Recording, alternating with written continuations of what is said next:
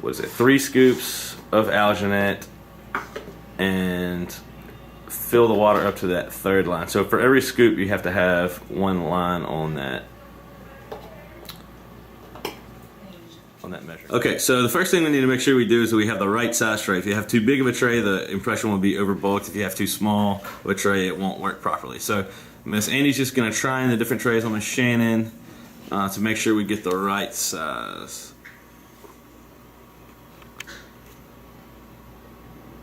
You want to make sure that the tray seats passively and that you have enough room that it's not hitting on the teeth or impinging on any of that. So once we figure out what the right size tray is, I'm going to do the bottom now.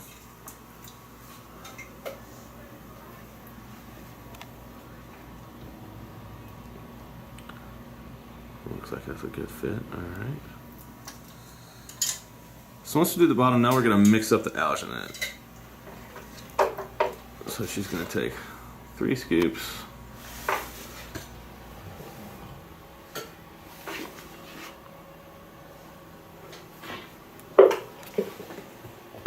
Alright, so Annie, she has 3 scoops of powder and filled up the 3 scoops of the water. So, alright, go ahead and mix that up. So it's important that you mix it, that you get a nice smooth consistency.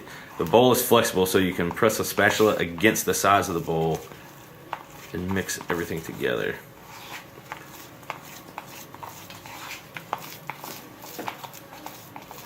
Now this alginate has a working time of probably a couple minutes, so you have to be pretty quick with it because you don't want it to set up while you're still working on it.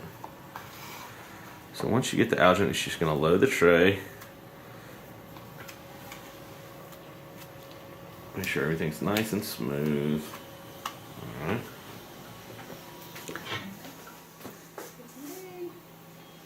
Just going to seat the tray in the mouth, press from the back, and let all the excess run up towards the front. So you're going to pull her lip.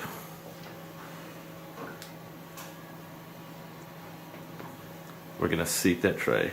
Now at this point you're going to want to tell the patient to breathe through their nose because that stuff will try to run down the back of your throat and it can cause people to gag. So breathe through your nose, try to keep her mind off of it. You can even tell them to lift their foot. That sometimes works, keeping their mind off of it.